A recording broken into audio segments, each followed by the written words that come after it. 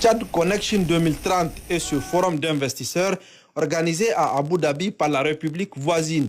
Un forum pour faire valoir toutes les potentialités du pays de Toumaï aux yeux des investisseurs du monde entier, du monde arabe en particulier, présidé par le président maréchal Mohamed Idriss Déby Itno, avec comme invité prestigieux le président du Conseil des ministres du Togo, Faure Gnassingbé Eyadema, et le premier ministre de l'économie et des finances du Niger, Ali Mohamed Lamine Zen, en présence également de Cheikh Mohamed bin Zayed, prince héritier représentant l'émir des Émirats arabes unis. Le ministre émirati du commerce extérieur, Thani bin Ahmed Al-Zouyedi, a souhaité la bienvenue aux différentes délégations à ce forum important. Occasion également pour le président du Togo, Faure, d'inviter les investisseurs internationaux à venir réaliser au Tchad et dans les pays de la région. Le Tchad est un cadre d'investissement vierge avec un cadre administratif juridique assaini, un pays d'opportunité à la lumière des Émirats arabes unis, affirmé dans son intervention le maréchal président Mohamed Idriss Déby Itno. Le président de la République du Tchad a créé des facilités d'investissement dans des secteurs porteurs de l'agriculture, de l'élevage, du digital, de l'industrie, des mines pour augmenter le PIB de 60% d'ici 2030 afin de construire le pays de Toumaï d'aujourd'hui et de demain. Le Premier ministre de l'économie et des finances, Ali Mohamed Lamine Zen, a quant à lui rappelé les potentialités du Tchad, mais également du Sahel. L'Algérie a reçu l'invitation de son frère, le maréchal Mohamed Idriss Déby. L'agenda ne nous permettant pas de venir car de longue date, il a prévu le tour du pays. Aujourd'hui se trouve Ottawa, ici le pays, par la voie terrestre. Donc il m'a chargé de venir et avec moi, je voudrais dire quelques mots. Au nom donc de mon gouvernement, également, je voudrais témoigner les sincères remerciements aux autorités tchadiennes pour cette invitation.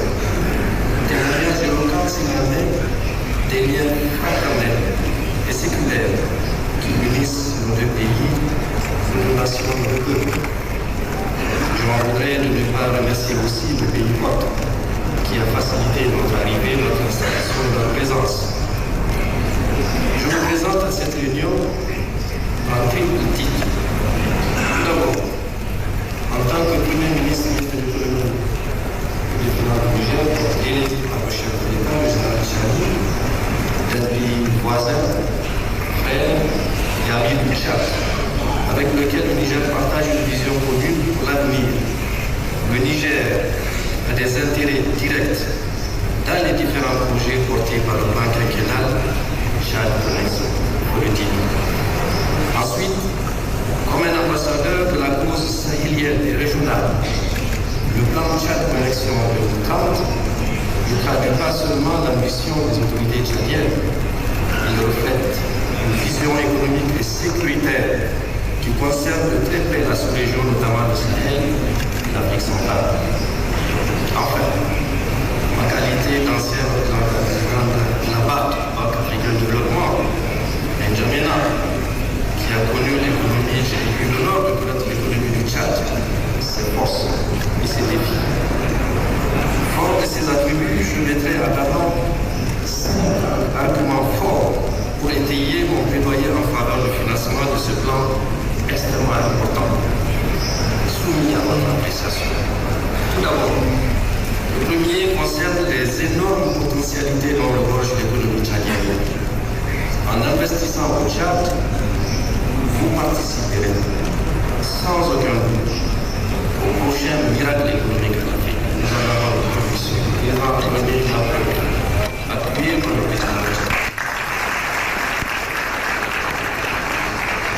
Chers investisseurs, il faut venir investir au Tchad. En effet, l'économie tchadienne est un champ vierge et fortement rentable qui ne demande qu'à être exploité par des mains expertes avec un financement adéquat. Les membres du gouvernement que j'ai eu l'honneur de rencontrer ce matin sont des personnes extrêmement compétentes et disposées à faire avancer tout investissement que vous viendrez à faire. En obtenant les financements recherchés, le Tchad peut faire un le temps de l'abandonner dans la conviction du chef de l'État qui va